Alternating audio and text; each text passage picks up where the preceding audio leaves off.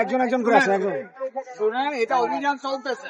এখন আপনার আমি সামনে ছিলাম, পুলিশের সামনে ছিল, পিছনে হয়তো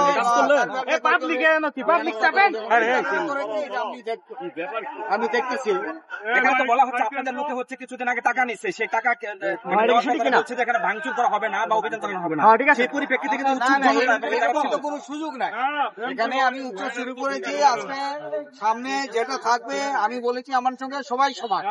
মসজিদের কান কয়েকটা ছিল সেগুলো আমি ভেঙে দিয়েছি, আমার কাছে সবাই সমান। এখানে তো কারো পক্ষপাতিত্ব করার সুযোগ নাই।